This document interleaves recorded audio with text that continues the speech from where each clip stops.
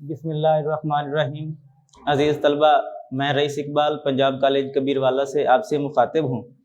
آج اردو کا lecture number 6 تشکیل پاکستان کے کچھ اور اہم پیراگراف کی وضاحت پر مبنی ہے۔ یہ چھٹا لیکچر ہمارا تشکیل پاکستان کے اوپر چل رہا ہے، جس میں ہم نے 3 لیکچر خلاصہ پر دیے تھے، یعنی خلاصہ کیسے لکھنا ہے اور خلاصہ لکھ کر آپ کو بتایا تھا، اور اس کے اہم نکات۔ پھر تشریح کی طرف میں نے آپ کو بتایا تھا کہ تشریح کس انداز میں آپ نے لکھنی ہے اور کون سے اہم پیراگراف ایسے ہیں کہ جن کی آپ وضاحت کریں گے۔ 2 پیراگراف کی ہم وضاحت کر چکے ہیں اور اس حوالے سے 2 مزید پیراگراف کی وضاحت اس لیکچر میں ہم کریں گے۔ دونوں پیراگراف کافی زیادہ اہم ہیں۔ ایک پیراگراف صفحہ نمبر 8 پر موجود ہے، یعنی علامہ اقبال کے فلسفہ خودی پر مبنی ہے، اور ایک اس سبق کا آخری پیراگراف، یعنی جس کے اندر پاکستان کا نصب العین کے بارے میں بیان کیا گیا ہے کہ پاکستان ہم نے حاصل تو کر لیا، اب ہمارا نصب العین کیا ہے اور کس انداز میں ہم نے آگے چل کر اس کو بہترین ایک ملک کی حیثیت سے استوار کرنا ہے۔ تو سب سے پہلے ہم علامہ اقبال کے اہم پیراگراف کی وضاحت کی طرف آتے ہیں۔ یہ پیراگراف مختصر پیراگراف ہے، لیکن اس کے اندر ایک ایسا نقطہ بیان کیا گیا ہے کہ جو کافی زیادہ وضاحت طلب ہے، یعنی علامہ اقبال کی زندگی کا سب سے اہم نقطہ، سب سے اہم فلسفہ جو انہوں نے اپنی شاعری، انہوں نے اپنی نثر کے اندر استعمال کیا، یعنی فلسفہ خودی، اس کے بارے میں میاں بشیر احمد نے کچھ مراحل اور کچھ عناصر اس پیراگراف کے اندر بیان کیے ہیں، جو علامہ محمد اقبال اپنے مختلف اشعار کے اندر اور اپنی مختلف کتابوں میں تصانیف کے اندر وہ بیان کر چکے ہیں۔ اس پیراگراف کا آغاز آپ صفحہ نمبر 8 دیکھیں گے، وہاں سے یعنی اقبال نے آ کر اسلامی مغربی علوم کے غیر مطالعہ سے، غیر مطالعہ کہتے ہیں گہرا مشاہدہ کرنا، یعنی علامہ اقبال ایک وہ شخصیت ہیں کہ جنہوں نے نہ صرف اسلام کو بڑا قریب سے سمجھا، بلکہ مغرب کے کلچر کو، وہاں کی تہذیب اور ثقافت کو بھی بڑا قریب سے دیکھا، اور پھر دونوں کا آپس میں موازنہ کیا، یعنی غیر مطالعہ کیا، بڑا گہرا مطالعہ کیا، اور اپنا ایک خاص فلسفہ، یعنی دونوں تہذیبوں کو ملانے کے بعد، اسلامی تہذیب کو ملانے کے بعد اور مغربی تہذیب کو ملانے کے بعد اپنا ایک خاص فلسفہ پیش کیا۔ اس فلسفے کا نام فلسفہ خودی ہے۔ یعنی آپ جب اس پیراگراف کی وضاحت کریں گے تو سب سے پہلے اس پیراگراف کے اندر فلسفہ خودی کے وہ مراحل بیان کریں گے،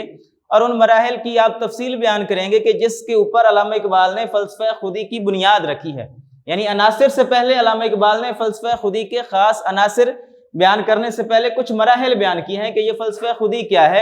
اور فلسفہ خودی مسلمانوں کو کیا درس دیتا ہے۔ یعنی اس پیراگراف کے اندر علامہ محمد اقبال نے خودی کے مراحل بھی بیان کیے ہیں اور ساتھ ساتھ خودی کے عناصر بھی بیان کیے ہیں۔ میاں بشیر احمد کا یہ کمال ہے کہ تشکیل پاکستان ایک مضمون لکھتے ہوئے انہوں نے ایک مختصر سے پیراگراف کے اندر علامہ محمد اقبال کا ایک بہت بڑا فلسفہ بیان کر دیا ہے۔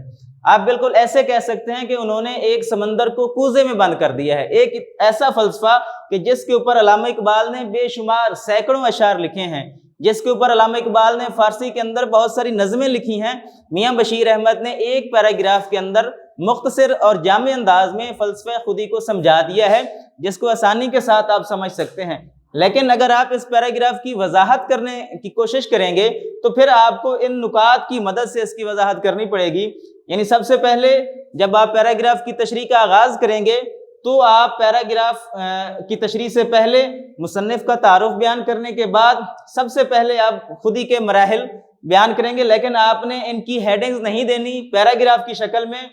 علامہ اقبال کا فلسفہ خودی کا جو پہلا انہوں نے مرحلہ بیان کیا ہے، یعنی اطاعت پیراگراف کے اندر میاں بشیر احمد بیان کرتے ہیں کہ علامہ اقبال کے فلسفہ خودی کا جو پہلا عنصر ہے، جو پہلا مرحلہ ہے، وہ اطاعت ہے۔ یعنی کس کی اطاعت؟ اطاعت الہی اور اطاعت رسول، یعنی سب سے پہلے اللہ تعالیٰ کی توحید، اللہ تعالیٰ کو ایک ماننا اور شرک کی نفی کرنا اور شرک سے دور ہو جانا، اللہ تعالیٰ کی وحدانیت کے اوپر یقین کر لینا، یہ سب سے پہلی اطاعت ہے، پہلا مرحلہ ہے۔ اور دوسرا آپ صلی اللہ علیہ وآلہ وسلم کی مکمل تقلید کرنا، مکمل پیروی کرنا۔ تو جو پہلا مرحلہ ہے، یعنی بہت سارے ایسے نکات تھے جو فلسفہ خودی کو غرور کے معنی میں لے رہے تھے، جو فلسفہ خودی کو عنایت کے معنی میں لے رہے تھے، اور ان کے نزدیک علامہ محمد اقبال کا یہ فلسفہ انسان کو غرور کی طرف لے جاتا ہے، تکبر کی طرف لے جاتا ہے۔ لیکن علامہ اقبال نے جب اپنے فلسفہ خودی کے مراحل بیان کیے تو ان کی نفی کر دی۔ یعنی سب سے پہلا جو انہوں نے مرحلہ بیان کر دیا وہی اسلامی تعلیمات کے مطابق ہے۔ انہوں نے یہ بیان کر دیا کہ آپ کا فلسفہ خودی اس وقت تک مکمل ہی نہیں ہوتا آپ کی خودی اس وقت زندہ ہی نہیں ہوتی جب تک کہ آپ اللہ تعالیٰ کی اطاعت نہیں کریں گے، جب تک آپ اپنے دل سے شرک کو نہیں نکالیں گے۔ اور دراصل علامہ اقبال کا یہ جواب تھا ان لوگوں کے لیے کہ جو یہ سمجھتے تھے کہ علامہ اقبال کا فلسفہ خودی کسی اور کی تقلید ہے یا نشتے کی کاپی ہے۔ علامہ اقبال نے جب اس کے اندر اسلامی تعلیمات کو عکس بیان کر دیا اور اس کے اوپر زور دیا اور یہ بیان کر دیا کہ اللہ تعالیٰ کی مکمل پیروی کے بغیر اور آپ صلی اللہ علیہ وسلم کی تقلید کے بغیر آپ کے فلسفہ خودی کا پہلا مرحلہ ہی مکمل نہیں ہوتا، تو یہ ان کے لیے بھرپور جواب تھا کہ جو یہ سمجھتے تھے کہ علامہ اقبال کا خودی تکبر کے معنی میں ہے یا غرور کے معنی میں ہے۔ دوسرا اس کا مرحلہ جو علامہ اقبال نے بیان کیا ہے، آپ اس کی وضاحت کریں گے، یعنی ضبط نفس، اپنی خواہشات پر مکمل قابو پا لینا، یعنی فقر کسی زندگی اختیار کر لینا، درویشوں کی زندگی اختیار کرنا اور اللہ تعالیٰ کے علاوہ کسی اور کے آگے ہاتھ نہ پھیلانا، یعنی اپنے نفس کو، اپنی خواہشات کو اور اپنے اندر کی جو ایک برائی ہے، اپنے اندر کی جو خواہشات ہیں ان کو کس انداز میں قابو کیا جائے، یہ دوسرا نقطہ علامہ اقبال نے بیان کیا ہے۔ اور جب انسان کے اندر یہ دونوں نکات آ جاتے ہیں اور مسلمان اطاعت کے اوپر مکمل کامل یقین کر لیتا ہے اور اس کے اوپر عمل کرتا ہے اور اس کے بعد ضبط نفس کے اوپر مکمل عبور حاصل کر لیتا ہے، تو پھر نیابت الہی اس کے اندر پیدا ہو جاتی ہے اور پھر اس کو یہ اندازہ ہو جاتا ہے کہ وہ اس دنیا کے اندر اللہ تعالیٰ کا نائب ہے، اللہ تعالیٰ کا خلیفہ ہے، یعنی سب سے بڑی طاقت اس دنیا کے اندر، اس کائنات کے اندر اللہ تعالیٰ کی ہے۔ اور پھر انسان اللہ تعالیٰ کا خلیفہ ہے، اس کے بعد انسان کے پاس وہ طاقت ہے، انسان وہ اشرف المخلوقات ہے کہ وہ پھر اپنے خودی کے مراحل طے کر کے سب کچھ حاصل کر سکتا ہے۔ یعنی 3 مراحل علامہ اقبال نے خودی کے بیان کر دیے، جس میں پہلے 2 مراحل ایسے ہیں کہ جس کے اندر اسلام کی تعلیمات نظر آتی ہیں اور درویشی نظر آتی ہے، اور جب وہ دونوں چیزیں اور دونوں مراحل طے کر لیتا ہے تو پھر وہ اس کے اندر وہ ایک بڑھاؤ پیدا ہو جاتا ہے، اس کے اندر ایک وہ بڑھوتری پیدا ہو جاتی ہے کہ وہ اللہ تعالیٰ کا خلیفہ بن جاتا ہے اور پھر وہ دنیا کی کسی بھی طاقت کے سامنے اللہ تعالیٰ کے علاوہ نہیں جھکتا۔ خودی کے اس پیراگراف کے اندر علامہ اقبال نے مراحل کے بعد 4 عناصر بیان کیے ہیں، یعنی کون سی ایسے عناصر ہیں کہ جن کے بغیر اگر ایک عنصر بھی ان میں سے نکال دیا جائے، ایک حصہ بھی ان کے اندر سے نکال دیا جائے تو انسان کی خودی مکمل نہیں ہوتی، انسان کا یہ مرحلہ مکمل نہیں ہوتا۔ تو سب سے پہلے، جیسے کہ پہلے بھی بیان کیا جا چکا ہے اطاعت کے اندر، لیکن عناصر کے اندر علامہ اقبال دوبارہ سے یہ بیان کرتا ہے اور میاں بشیر احمد نے بھی ان دونوں چیزوں کو بیان کر دیا ہے، یعنی مراحل کو الگ اس پیراگراف کے اندر بیان کیا ہے اور پھر 4 عناصر کو الگ بیان کر دیا ہے اور اس چیز پر زور دیا ہے کہ یہ چاروں چیزیں ایک مسلمان کے اندر موجود ہوں گی، تب جا کر وہ فلسفہ خودی کے اوپر مکمل قابو پا لے گا یا اس کے دل میں فلسفہ خودی موجود ہوگا۔ یعنی سب سے پہلا عنصر جو انہوں نے بیان کیا ہے وہ توحید الہی ہے، یعنی اللہ تعالیٰ کو ایک ماننا۔ دوسرے نمبر پر اطاعت رسول ہے، یعنی اللہ تعالیٰ کی اطاعت کے بعد رسول اللہ صلی اللہ علیہ وسلم کی اطاعت کرنا، قرآن کا مطالعہ کرنا اور قرآن سے رہنمائی لینا، قرآن سے ہم جو ہے وہ اپنی رہنمائی لے کر اپنے دل کے اندر اسلامی تعلیمات کے مطابق فلسفہ خودی کو اجاگر کر سکتے ہیں۔ چوتھے نمبر پر اس پیراگراف کے اندر جو اہم نقطہ بیان کیا گیا ہے، خودی کا جو عنصر بیان کیا گیا ہے وہ مایوسی کو ترک کر کے جرأت کی راہ اختیار کرنا ہے، یعنی جب آپ کے اندر اللہ تعالیٰ کا خوف پیدا ہو جاتا ہے تو پھر آپ کو اللہ تعالیٰ کے علاوہ کسی بھی اور چیز سے ڈرنا نہیں چاہیے، آپ کو ہر طرح کا خوف اپنے دل سے نکال دینا چاہیے۔ اور یہ دراصل فلسفہ خودی مسلمانوں کے لیے ایک اہم ذریعہ تھا۔ علامہ اقبال نے یہ اس وقت فلسفہ خودی پیش کیا کہ جب مسلمانوں کو اس کی سخت ضرورت تھی،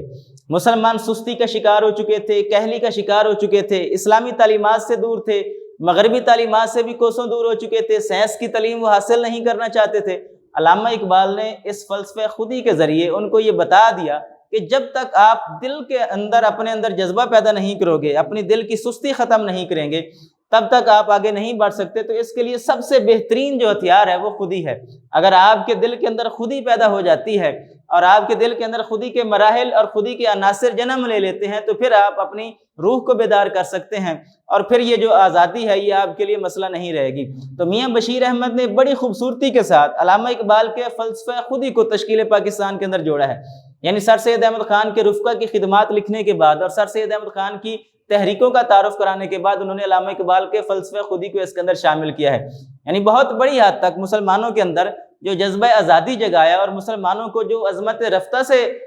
باور کروایا، اس میں علامہ اقبال کے فلسفہ خودی کا ایک اہم ہتھیار تھا اور ایک اہم رول تھا۔ اب جب آپ پیراگراف کی تشریح کریں گے تو ظاہر ہے اس کے لیے آپ کو موضوع حوالوں کی ضرورت پڑے گی، مناسب اشعار کی ضرورت پڑے گی، تو اس کے لیے میں نے چند اشعار یہاں پر بیان کر دیے ہیں۔ آپ ایک پیراگراف کی تشریح کے اندر کم از کم 4 اور زیادہ سے زیادہ 5 حوالے دے سکتے ہیں،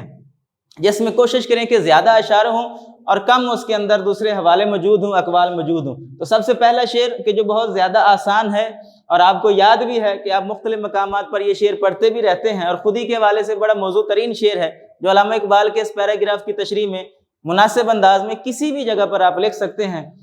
علامہ اقبال کا ہی شعر ہے کہ خودی کو کر بلند اتنا کہ ہر تقدیر سے پہلے خدا بندے سے خود پوچھے بتا تیری رضا کیا ہے۔ اس میں علامہ اقبال کا فلسفہ خودی سر چڑھ کے بولتا ہے، اور علامہ اقبال کے اس شعر کو آپ اس پیراگراف کی تشریح کے کسی بھی موقع پر لکھ سکتے ہیں۔ یہ ایک آسان شعر ہے۔ اسی طرح دوسرا شعر آپ اس کے اندر لکھ سکتے ہیں کہ خودی کا نشیمن تیرے دل میں ہے،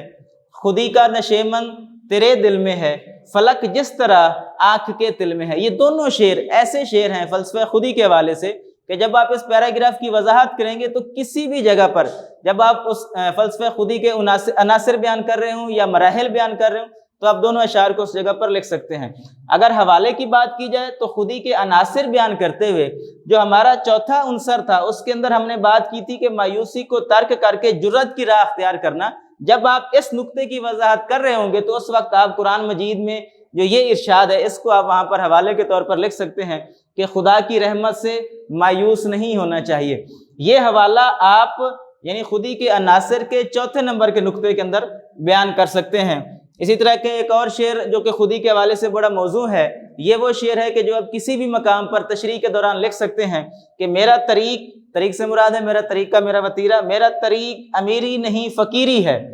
میرا طریق امیری نہیں فقیری ہے، خودی نہ بیچ غریبی میں نام پیدا کر۔ اب اس کے اندر علامہ اقبال اس شعر کے اندر جو ان کے مرحلے کا دوسرا نقطہ تھا، یعنی ان کے مراحل کے 3 نکات تھے، اطاعت، ضبط نفس اور نیابت الہی۔ جب آپ ضبط نفس یعنی انسانی خواہشات، انسان کس انداز میں اپنی خواہشات کو قابو کرتا ہے اور فقر کے انداز میں زندگی گزارتا ہے، غریبی کے انداز میں زندگی گزارتا ہے، جب آپ اس کی وضاحت نثر کی صورت میں کریں گے تو تب یہ حوالہ آپ بہترین انداز میں لکھ سکتے ہیں۔ یہ بھی علامہ اقبال کا شعر ہے کہ میرا طریق امیری نہیں فقیری ہے، خودی نہ بیچ غریبی میں نام پیدا کر۔ اسی طرح علامہ اقبال کا ایک قول ہے کہ جو کہ اسرار خودی کے اندر موجود ہے، یہ فارسی کی ان کی ایک نظم ہے، یہاں پر اس کا ترجمہ بیان کیا گیا ہے۔ علامہ اقبال کہتے ہیں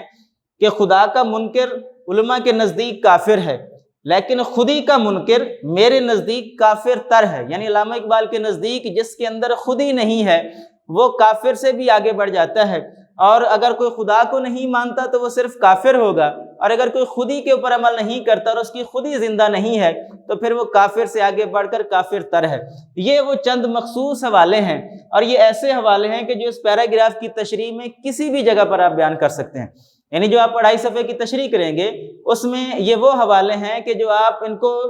بنا ترتیب کے ساتھ ان میں سے 4 یا 5 حوالے یاد کر لیں تو آپ ان کو مناسب انداز میں کسی بھی بات کی وضاحت کے طور پر لکھ سکتے ہیں۔ تشکیل پاکستان کے اندر علامہ محمد اقبال کا یہ پیراگراف، فلسفہ خودی کا یہ پیراگراف بہت زیادہ اہمیت رکھتا ہے، اور یہ بہت زیادہ تشریح بھی اس کی جا سکتی ہے، اس کی وضاحت بھی کی جا سکتی ہے اگر آپ ان کے اس پیراگراف کے 2 حصے کر لیں۔ یعنی ایک حصہ اس کا خودی کے مراحل کا بنا لیں اور ایک حصہ اس کے خودی کے عناصر کا بیان کر دیں۔ ان کی اگر آپ ترتیب بیان کریں اور ایک ایک نقطے کو ایک ایک پیراگراف کی شکل میں بھی بیان کرتے چلے جائیں تو آپ کی تشریح کا یہ سوال مکمل ہو جاتا ہے۔ اس سے پہلے جب آپ اس پیراگراف کا سیاق و سباق لکھیں گے تو یہ پیراگراف سبق کے تقریباً درمیان سے لیا گیا ہے۔ اس پیراگراف سے پہلے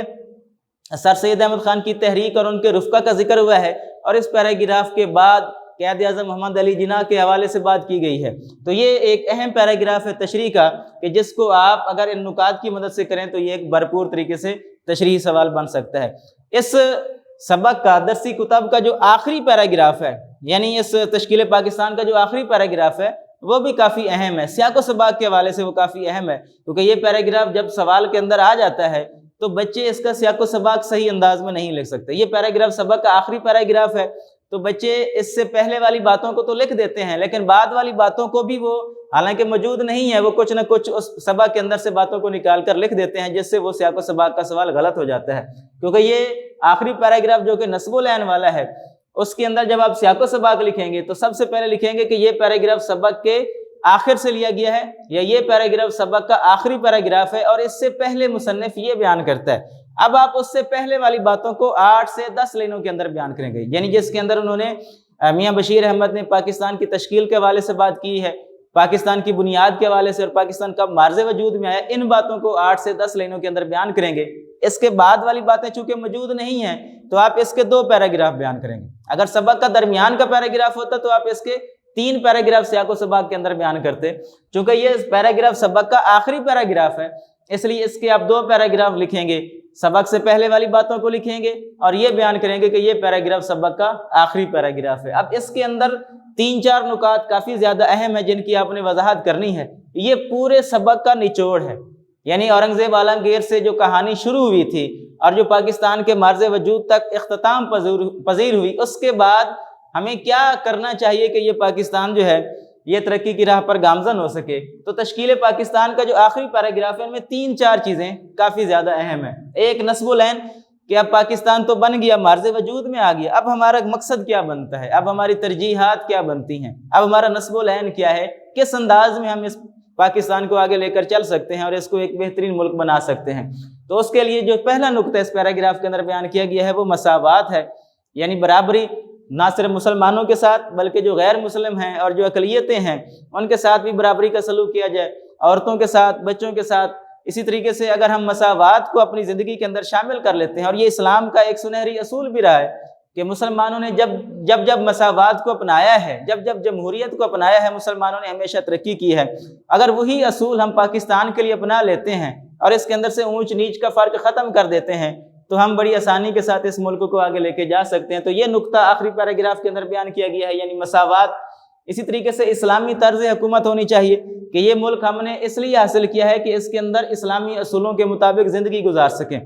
ہم ان کے اوپر تجربہ کر سکیں اور اپنی مرضی کے ساتھ زندگی گزار سکیں. اور اگر اس کے اندر بھی اگر اسلامی طرز حکومت کو ہم نہیں اپنا سکتے اور اس کے اندر بھی ایک ظالم اور ایک طاقتور بادشاہ آ جاتا ہے تو پھر اسلامی طرز حکومت کے اندر اس کا وجود باقی نہیں رہے گا. تو یہ نقطہ اس کے اندر بیان کیا گیا ہے کہ یہ جمہوریت کے مطابق ملک ہونا چاہیے کہ جس کے اندر ہر آدمی کی ایک رائے ہونی چاہیے، نہ کہ ایک ظالم اور ایک مطلق العنان بادشاہ وہاں پر آ جائے اور وہ اپنی مرضی کے ساتھ اپنے فیصلے سنائے. تو یہ ایک نقطہ اس پیراگراف کے اندر آپ نے اس کی وضاحت کرنی ہے، اور ساتھ ساتھ سچائی کی داد دیتے ہوئے، سچائی کو بیان کرتے ہوئے اگر کوئی ظالم حکمران اس ملک میں آتا ہے تو اس کی مخالفت کرنی چاہیے، اس کے خلاف آواز اٹھانی چاہیے. تو یہ اس سبق کا آخری پیراگراف ہے. تشکیل پاکستان سبق آج ہمارا مکمل ہوا اور اس کے اندر 3 سوال اہم ہیں. اب آپ اس کی مشق کریں گے. سب سے پہلے تشکیل پاکستان کا آپ نے خلاصہ لکھنا ہے. اس کے بعد جو 4 پیراگراف میں نے تشریح کے حوالے سے آپ کو بیان کیے ہیں، ان 4 پیراگراف کی آپ 4 اسائنمنٹ تیار کریں گے. آپ ان کے 4 سوال بنائیں گے اور ان کو حل کرنے کی کوشش کریں گے. اور تیسرا جو سوال ہے وہ مروزی کا سوال ہے. آپ سبق کو ابتدا سے لے کر آخر تک پڑھیں گے اور جتنے بھی سن اور جتنی بھی تحریکیں اس کے اندر دی ہوئی ہیں اور اہم شخصیات کا ذکر کیا ہوا ہے ان سب کو غور سے پڑھیں گے. اپنی درسی کتاب کے اوپر اس کا نشان لگائیں گے تاکہ آپ کو یہ مروزی حل کرنے میں اور یاد کرنے میں آسانی رہے. تو اس انداز میں آپ اس تشکیل پاکستان سبق کو مکمل کریں گے. یعنی اگر یہ سوال ایک سبق کو لیا جائے تو یہ ایک سبق بھی ہمارا 30 نمبر پر مشتمل ہے، جس میں 5 نمبر کی مروزی، 15 نمبر کے پیراگراف کی تشریح اور 10 نمبر کا خلاصہ. اگلے لیکچر میں انشاءاللہ ہم خط کی طرف آئیں گے کہ آپ نے خط کس انداز میں لکھنا ہے اور اس کے زیادہ سے زیادہ نمبر کس انداز میں حاصل کر سکتے ہیں. تب تک اپنا خیال رکھیے گا اور دعاؤں میں یاد رکھیے گا. اللہ حافظ.